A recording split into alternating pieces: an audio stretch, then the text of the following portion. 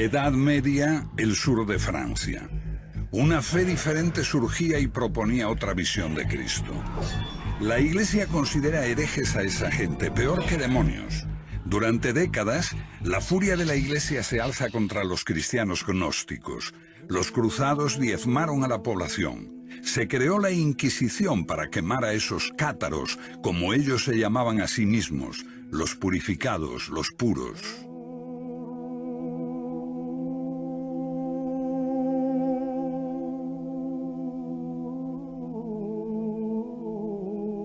Después de muchos siglos, la gente empieza a recordar a esos cátaros y visita los lugares donde fueron martirizados. Los cátaros no fueron precursores de la Reforma. No eran una herejía de la fe católica. La suya fue una fe diferente y se remonta a los primeros tiempos del cristianismo, o incluso antes, cuando la gente veía el mundo como un reino de sombras, de espaldas a la realidad, a la verdad auténtica.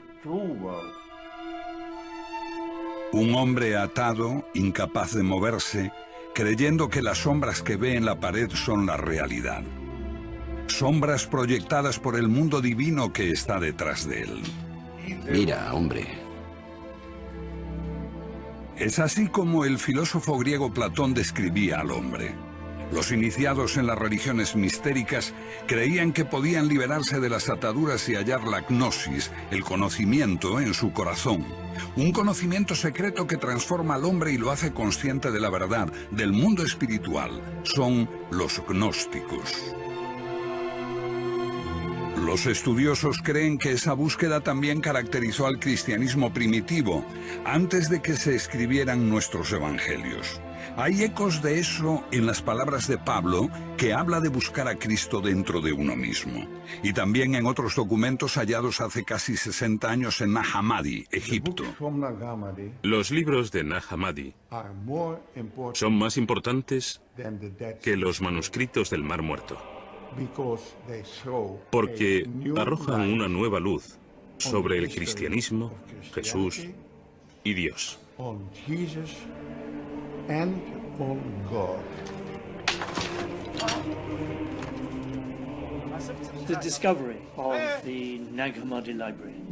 El descubrimiento de Nag Hammadi supone un cambio radical en nuestra idea del cristianismo primitivo. Tenemos aquí 52 manuscritos que nos hablan del primer cristianismo. Estaban asociados posiblemente a un monasterio cristiano egipcio. Estos libros se enterraron en el siglo IV para evitar su destrucción.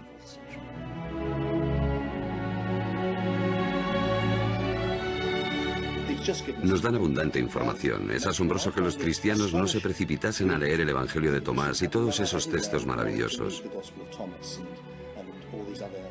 Me parece que eso demuestra el poder de la Iglesia romana, que los dejó a un lado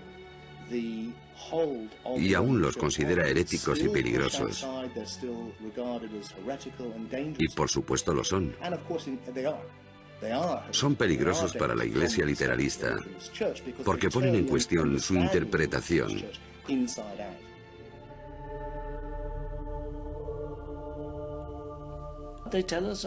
Nos hablan de las diversas formas en que la gente creía que se podía hallar la salvación.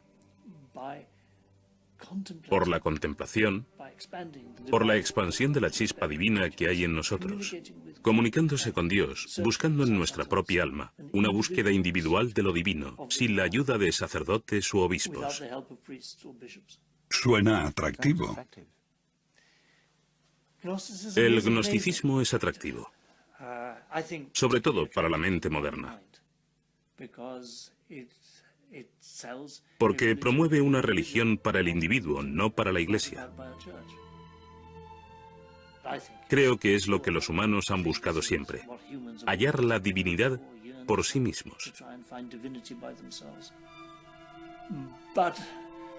Pero esto es una simplificación, porque se trata de algo mucho más complejo. En cierto modo, es como tomar un baño de espuma y que entre jabón en los ojos.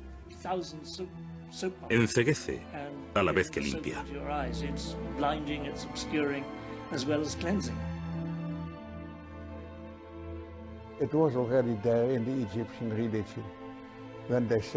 Ya en la religión egipcia, se decía que el hombre después de la muerte se convertía en Osiris, se integraba en Dios. El hombre es un dios caído que recuerda el paraíso. Este es el concepto de todos los misterios de la antigüedad, de Isis, de Mitra, de Adonis.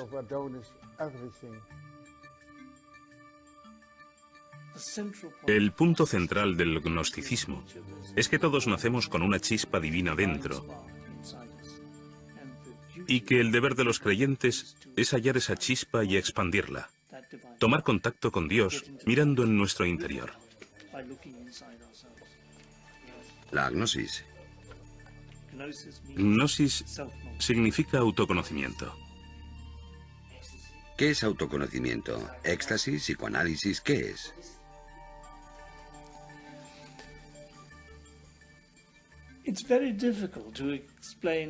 Es muy difícil explicar qué es el autoconocimiento y cómo se obtiene. No es como el psicoanálisis. No es una exploración intelectual del alma, ni el éxtasis. Es la contemplación de uno mismo. A veces con la ayuda de un líder. Es la quietud, una sincera búsqueda individual.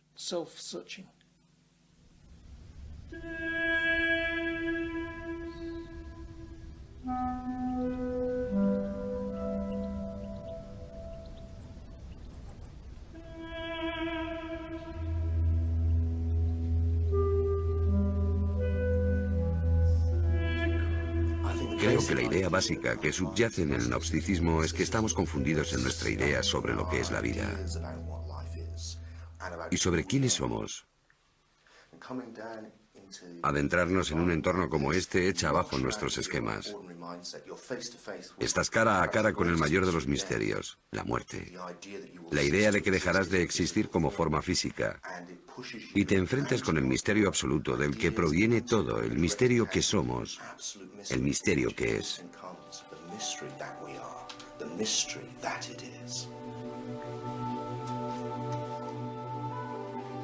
Pero ¿por qué buscarlo en la oscuridad de estos corredores?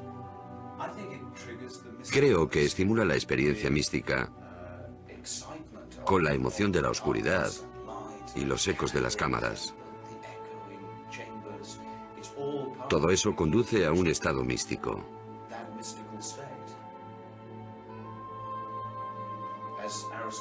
Como decía Aristóteles sobre los misterios, no bastaría a aprender, sino a experimentar.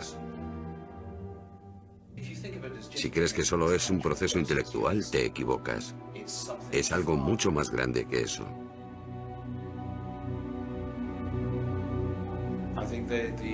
Creo que los antiguos habían comprendido que puedes aprender mucho, pero no tener un real conocimiento de ti mismo.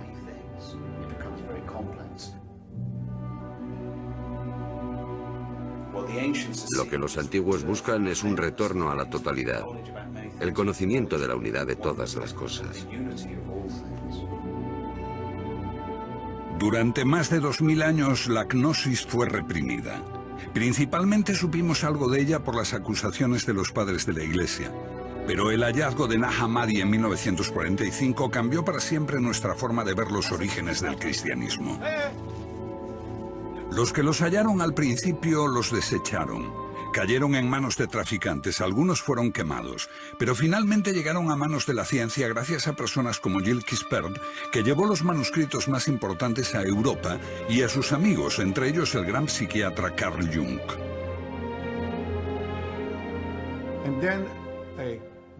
Entonces me fui a Egipto, a El Cairo. Y en esta sala negocié con el director de esta institución y descubrí que esos códices no serían publicados si este Códex de Jung no volvía al Museo Copto de El Cairo.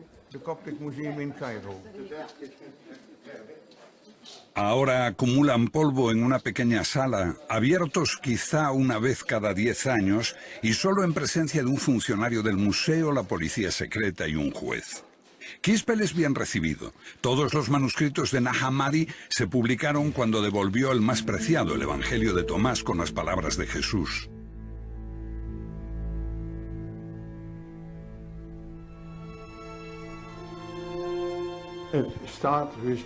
Empezó diciendo: estas son las palabras que Jesús dijo y que Dídimo Judas Tomás escribió. Y él dijo: quien descubre el sentido de estas palabras no conocerá la muerte. ¿Quién es Dídimo Tomás? Dídimo Judas Tomás significa Judas el mellizo o el gemelo. Fue uno de los hermanos de Jesús. La tradición de la Iglesia posterior transformó a Tomás en el apóstol que no creía que Jesús había resucitado. El escéptico Tomás fue el discípulo más fiel de su maestro. ¿Fue quien entendió mejor a su hermano? Según el Evangelio de Tomás, sí. Se dio por sentado que no era el hermano gemelo de Jesús en sentido literal, sino más bien que quien lea este Evangelio puede llegar a reconocerse como gemelo de Jesús.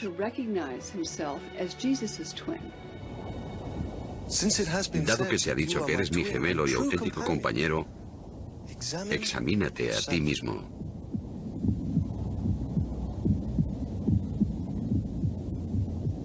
Examinarse a uno mismo. Así puedes comprender quién eres. Y serás llamado, porque el que no se conoce a sí mismo nada sabe. Pero el que se conoce llega simultáneamente a la profundidad de todo. Lo que tienes dentro te salvará. You have within you will save you if you bring it forth from yourselves. Creo que Tomás se interpreta simbólicamente, que todo el que viene a ver a Jesús viene a verse a sí mismo como el gemelo de Jesús, el que es creado a imagen de Dios, como Él lo fue.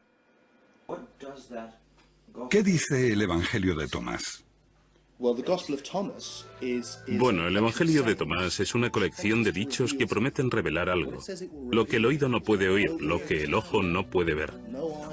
Lo que ninguna mano ha tocado y lo que nunca se le ocurrió a ninguna mente humana. Bueno, eso eres tú. Tú eres lo que no puedes oír ni ver. Tu esencia, el conocimiento mismo. Y creo que esta es la clave si quieres entender qué es el cristianismo y qué es el paganismo.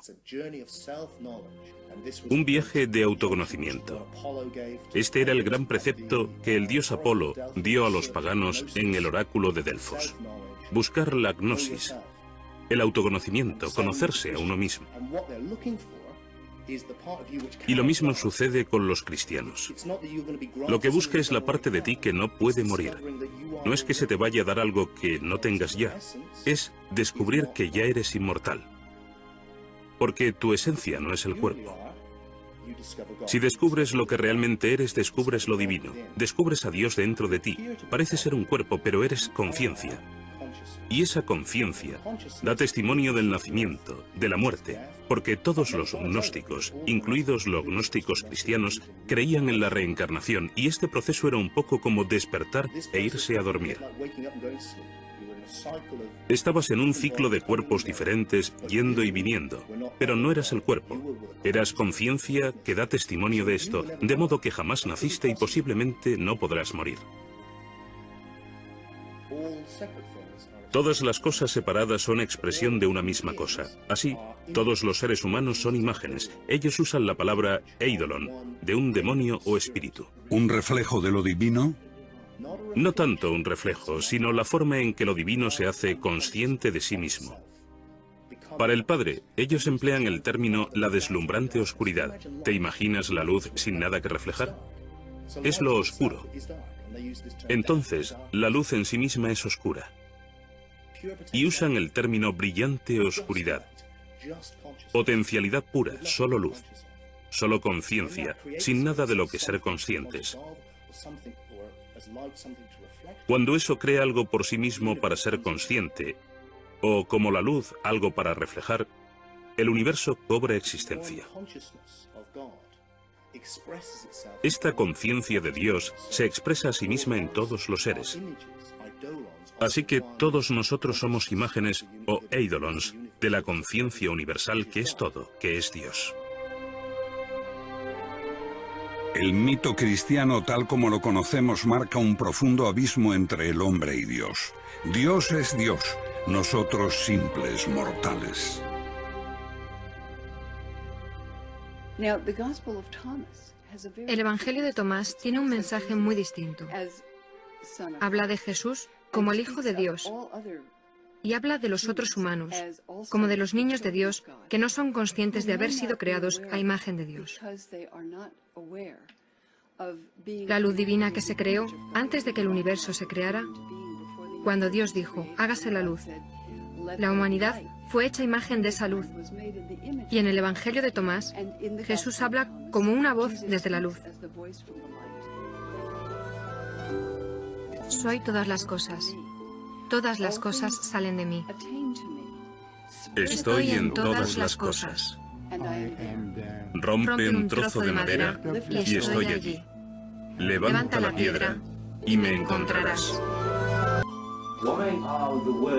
¿Por qué las palabras del Evangelio de Tomás, busca bajo una piedra y me encontrarás, son tan peligrosas para la Iglesia? Porque es panteísmo. Sugiere que la divinidad está en todas partes y en todas las cosas. Lo que ocurre con el triunfo del cristianismo es que se traduce en la creación de una iglesia. Para llegar a Dios, tienes que hacerlo a través del obispo.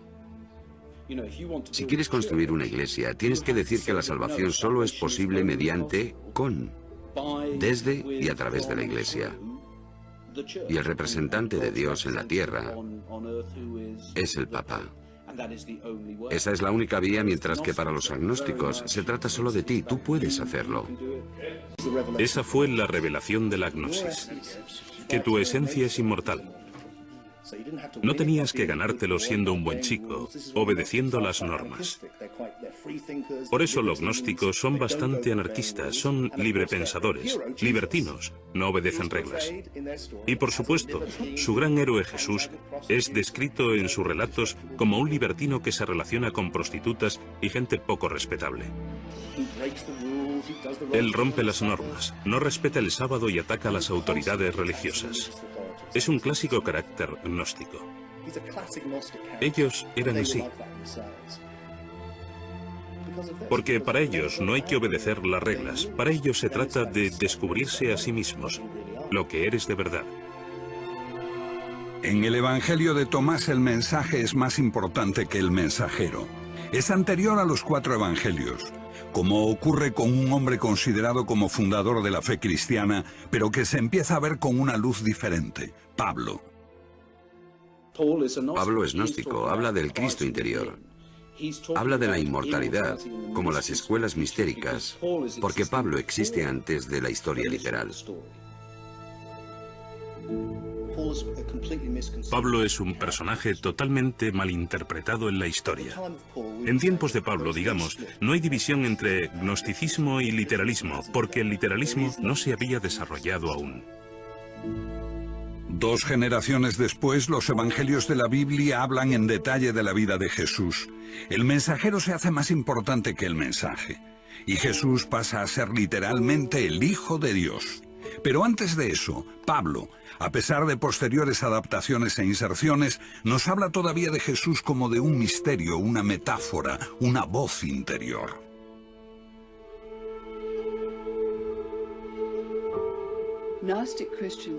Los cristianos gnósticos creían que Pablo era su maestro, el padre de la Iglesia, Tertuliano, que despreciaba a los gnósticos,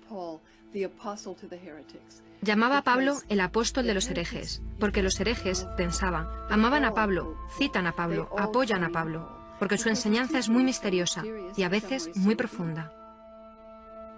Si es así, el pensamiento de Pablo coincide con la mayor parte de las ideas elaboradas aquí. Quizá la ciudad más grande de la antigüedad, en la encrucijada de Asia, África y Europa, la ciudad de Alejandría. Alejandría en ese tiempo, la segunda ciudad del occidente. Allí se originó el gnosticismo. Allí vivían los egipcios, los griegos, y había más judíos en Alejandría que en Judea y Galilea en aquella época.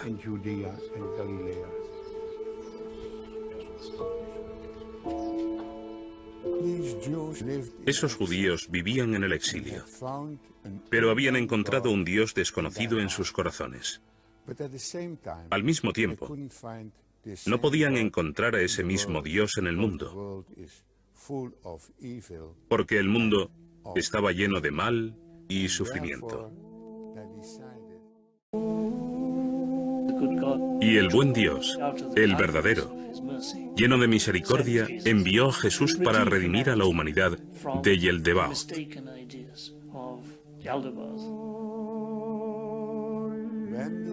Cuando esos judíos de Alejandría se hicieron cristianos, Jesús apeló a lo más profundo de ellos y dijo: quien se conoce a sí mismo, conoce a Dios.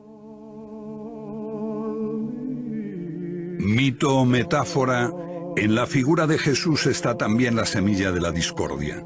En torno a su persona sobrevino una batalla de ideas que separó las dos posturas. Sí, una de las mayores pugnas entre los seguidores de Jesús fue la cuestión de por qué Jesús murió de manera tan terrible. Para las comunidades ortodoxas, la única forma de encontrarle un sentido religioso era interpretarlo como un sacrificio redentor. Pero este sacrificio redentor solo tenía sentido si todos necesitábamos redimirnos del pecado. Así, los cristianos desarrollaron la idea de que teníamos que haber pecado terriblemente, sin posible redención. Entonces, la idea de que el Mesías de Dios muere en un sacrificio redentor por los pecados del mundo se convierte en una forzada explicación de su crucifixión. Así nace un nuevo elemento en la relación entre el hombre y la divinidad: el pecado original. El elemento central del mensaje cristiano, su fuerza, reside en la culpa, que Dios está mirando, sabiendo no solo todo lo que hacemos, sino también todo lo que pensamos. Creo que el cristianismo es bastante excepcional en el sentido de que Dios lo ve todo y castiga a los creyentes por sus malos pensamientos, por los pecados de la mente. El pecado y la culpa crearon un credo en el que predomina el miedo a Dios y al infierno, siempre presente en las prédicas de los sacerdotes. No es una idea que compartieran los gnósticos. La palabra pecador no figura en su diccionario.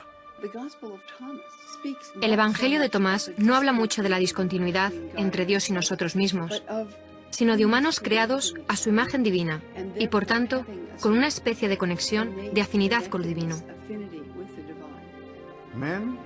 El hombre es un Dios caído que recuerda el paraíso. Ese es el concepto de todos los misterios de la antigüedad y también de la gnosis. No hay espacio para el pecado. Por supuesto, eso no significa que seamos divinos y más, sino más bien que podemos encontrar nuestro camino hacia Dios, cuando hallemos el camino hacia nosotros mismos, y que existe un medio de reparación para los pecados y errores que cometamos. Pero pecar es tan esencial que Jesús tuvo que morir para redimirnos, un argumento tomado de un antiguo mito, Adán y Eva y el primer pecado que hizo al hombre mortal. Los cristianos pusieron más énfasis en el pecado de Eva que los judíos. Antes del cristianismo ortodoxo, el pecado no era una cuestión central. Los maestros judíos, paganos, gnósticos coincidían en que tenemos la capacidad de seguir o de desobedecer a Dios. Tenemos buenos y malos impulsos. Se entendía que esta era la condición humana. Existe un gran debate sobre esto, porque algunos cristianos creían que era absurdo, lo de comer una manzana. Una desobediencia inocente por la que Dios condena a los hombres a una existencia inferior, lejos del paraíso. Un castigo totalmente desproporcionado.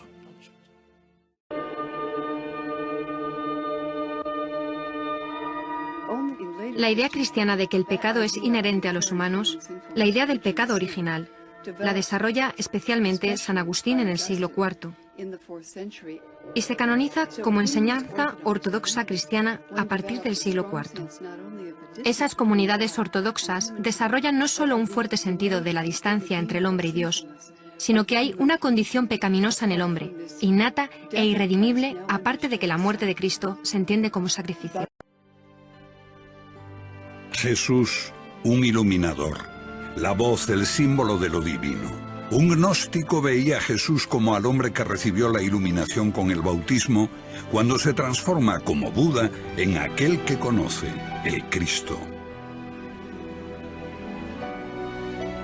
Los cristianos ortodoxos creen que si Jesús era divino, era el Hijo de Dios, su único Hijo, y también tenía que haber nacido divino, algo que los gnósticos consideran pueril. La ruptura queda clara con el último evangelio, el de Juan.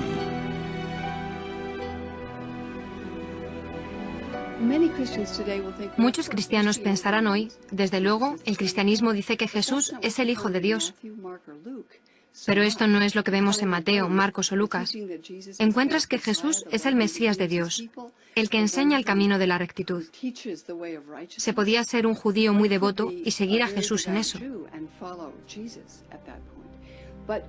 Pero con el Evangelio de Juan, la afirmación de que Jesús es Hijo de Dios, y más aún, su único Hijo, es una afirmación radical que no veo mencionada por los ortodoxos antes del año 160 más o menos. Pero esta idea se convierte en la lente a través de la cual los cristianos leen los evangelios. Todos somos hijos de Dios, si descubrimos nuestra verdadera identidad. Si no, nos hallamos en estado de muerte. Esto es fascinante, creo. Estamos muertos. Para los gnósticos y los místicos, este es el otro mundo en el que estamos muertos en espíritu, porque creemos que somos el cuerpo y no es así. Somos Dios, si acaso. Somos la única conciencia del universo. Nos confundimos a nosotros mismos por esos cuerpos individuales y todos los problemas que causan. Lo que necesitamos es resucitar. Y la historia completa es así. Necesitamos morir por la identidad del cuerpo, que es el centro de la cuestión. Y necesitamos resucitar a nuestra verdadera identidad, que es el Hijo de Dios, que es el Cristo, la conciencia del Padre. Entonces todos somos Cristo, y todos necesitamos resucitar, y cuando lo hagamos el Cristo resucitará.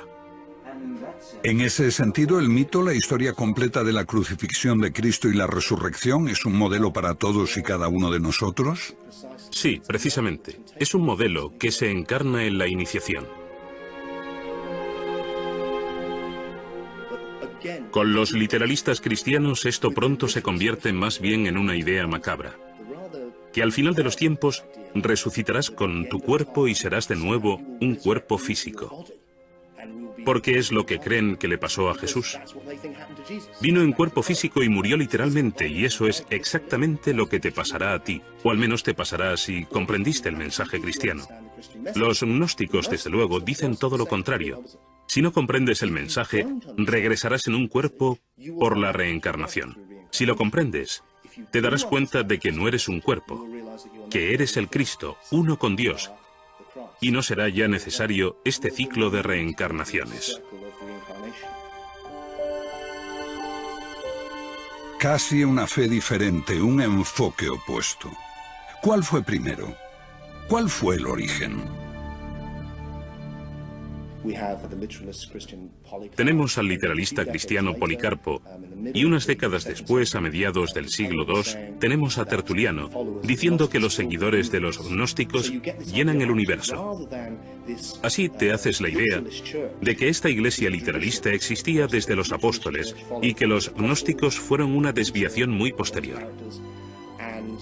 Lo que estamos sugiriendo es que en realidad es totalmente al revés. Los gnósticos se propagaron en el siglo I y II y fueron machacados por una iglesia literalista que entonces comenzaba su andadura. La ortodoxia, como la conocemos, surgió después del gnosticismo y en gran medida fue una reacción al mismo. El cristianismo se define por aquello que se le opone. Por oposición al gnosticismo, gradualmente fue defendiendo sus propios términos. A partir de una gran variedad de evangelios y unas 7 u 8 generaciones después de Jesús, los padres de la primera iglesia ortodoxa empezaron a escoger unos pocos textos que conformarían el Nuevo Testamento y definirían el credo. Creo que la amenaza de persecución obligó a los líderes cristianos a buscar unas enseñanzas básicas en las que todos estuviesen de acuerdo.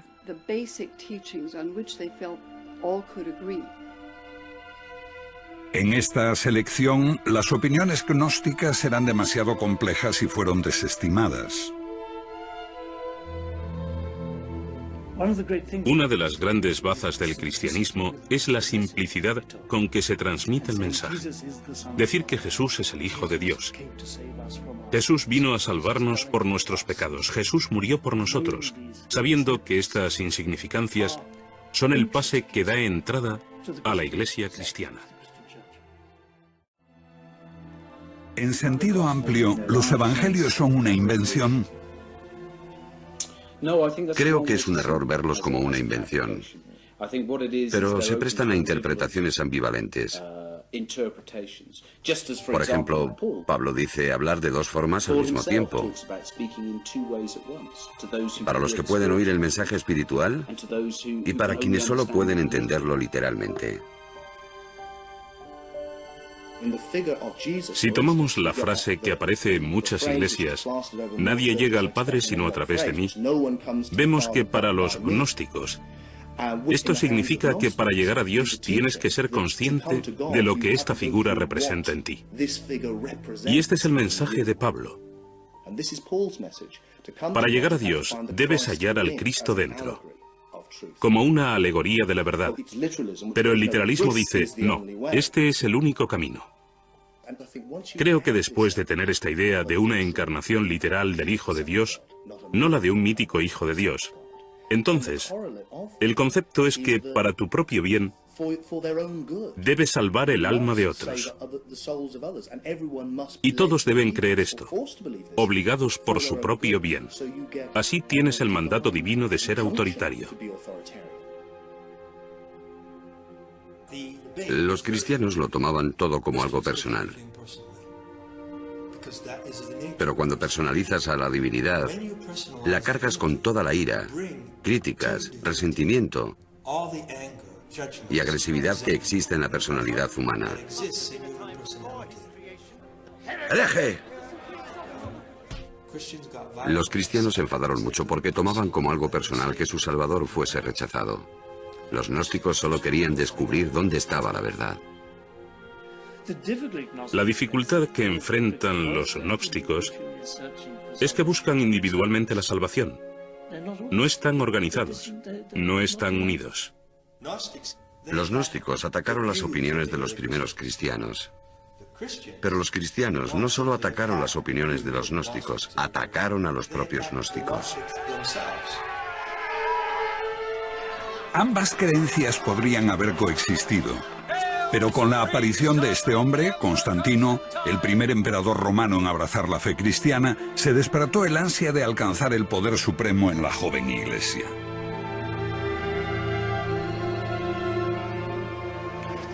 La historia dice que Constantino tuvo una visión, un sueño, donde veía la señal de la cruz en el cielo, y se convenció de que si se hacía cristiano y utilizaba este emblema, ganaría la batalla contra su rival pagano.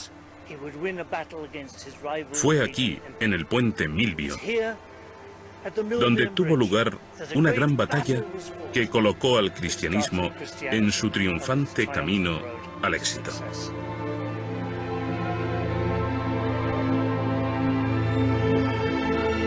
En el Concilio de Nicea, año 324, Constantino establece todas las diferencias respecto al credo. Compañeros ministros, creemos en un Señor, Jesucristo, el Hijo de Dios, un Dios de Dios. 3 siglos después de su muerte, Jesús es proclamado Hijo de Dios por decreto imperial, y se prohíbe cualquier otra opinión.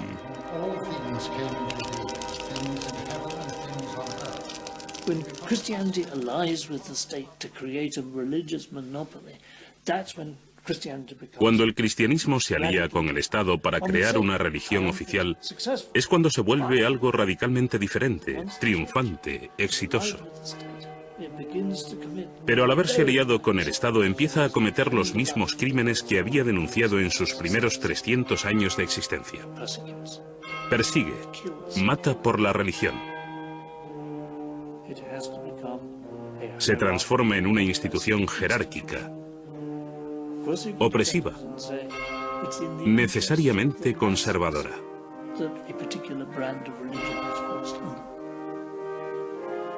But it's not my fantasy, my imagination of how religion best proceeds. Es interesante Constantino. Cuando Constantino se convierte, uno de sus primeros actos es hacerle a las iglesias de Roma grandes regalos de plata y oro. 12 estatuas de tamaño natural de los apóstoles y 2 estatuas de plata de Jesús en tamaño natural. Así, 20 años después de su conversión, las iglesias de Roma parecen templos paganos, y esto es solo una muestra de la riqueza que obtiene la iglesia en el siglo IV. La alianza con el Estado significa riqueza para la iglesia, riqueza para los obispos, riqueza para el Papa de Roma. ¿Es corrupta la iglesia? Sí. ¿Conserva un sentido de sus orígenes, el sentido de la importancia de la pobreza? Sí. Entonces la iglesia se divide entre la pobreza y la abstinencia de los monjes y la riqueza de los obispos. Pero aún así, los obispos conservan un sentido de recuerdo de la caridad, de la virtud, lo mejor de ellos. Esto siempre desgarra, hay siempre esta tensión interior. Jesús jamás fundó una iglesia. No dejó instrucciones para una iglesia. Es una invención posterior, diseñada para reforzar el poder de la Iglesia católica. Es inconcebible que Jesús, un simple hombre de Galilea, pretendiese fundar una iglesia universal. ¿Piensa que Jesús dio alguna autoridad a Pedro? Otra vez, esas leyendas son invenciones, como la donación de Constantino. La donación de Constantino es una farsa. Había un documento que la Iglesia en la Edad Media afirmaba que era un contrato escrito por Constantino en su lecho de muerte. Aquí os doy el imperio para que lo custodiéis. Entonces, cuando este se reveló como una falsificación, se inició la Reforma Protestante. De algún modo, todo lo que hemos hecho es escuchar a los perdedores. Fueron destruidos en el siglo IV. Hemos retrocedido y dijimos, solo porque perdieron esa batalla, solo porque la Iglesia romana, con sus ideas de un Jesús histórico y una religión literalista, tomó el mando, no quiere decir que su versión de los hechos sea la verdadera. ¿Qué le pasó a los perdedores? Fueron erradicados. Todos los que conociesen la otra historia, gnósticos y paganos, fueron expulsados del imperio. Los templos se derribaron, los filósofos fueron asesinados, los libros prohibidos y quemados. Si el cristianismo era la religión favorita de Dios, entonces uno podía pensar que al triunfar se hubiera entrado en la Edad de Oro. Todo lo contrario, se entró en un tiempo de oscuridad, en el que la gente incluso olvidó cómo hacer casas de ladrillos. Y hubo que esperar hasta el Renacimiento, cuando esos instruidos paganos regresaron a Italia, a Florencia. Los libros de Platón, que habían estado prohibidos durante 1000 años, volvieron como la hermética, y de pronto Botticelli empezó a pintar cuadros de dioses paganos. Lo llamamos el renacimiento de la cultura occidental, porque ésta vuelve a ocupar el lugar que tenía antes del triunfo del cristianismo. La creencia en la historia de Jesús era originalmente solo el primer paso en la espiritualidad cristiana, el misterio exterior. El significado debía explicarlo un maestro iluminado cuando se estuviese maduro espiritualmente. Una comprensión mística de Dios más allá del simple dogma. Aunque había muchos grandes místicos cristianos en los últimos siglos que intuitivamente vieron este nivel simbólico más profundo, como cultura hemos conservado solo los misterios exteriores. Creo que conservamos la forma, pero hemos perdido el significado. Mientras las iglesias se vacían, la gente busca por todas partes. A veces tan lejos como el otro extremo del mundo, sin darse cuenta de que una antigua tradición que buscaba lo mismo yace en lo profundo de nuestro pasado.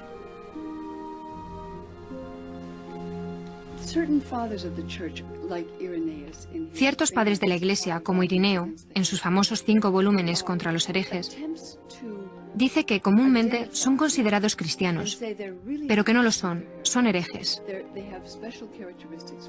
Y tienen características especiales. Primero de todo, aman leer e interpretar las Escrituras. Segundo, buscan guiándose por su propia intuición.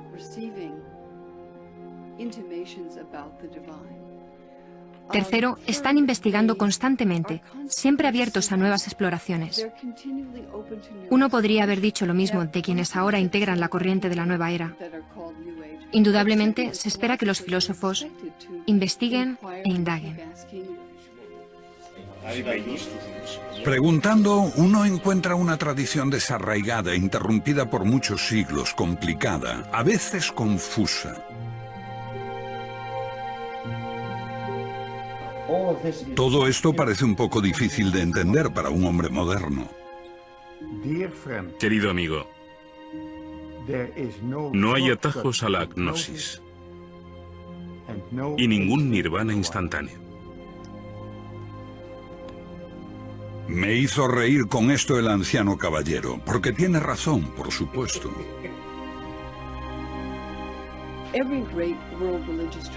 Toda gran tradición religiosa mundial, ya sea el hinduismo, el budismo, el islamismo, el judaísmo, tienen las enseñanzas para todos.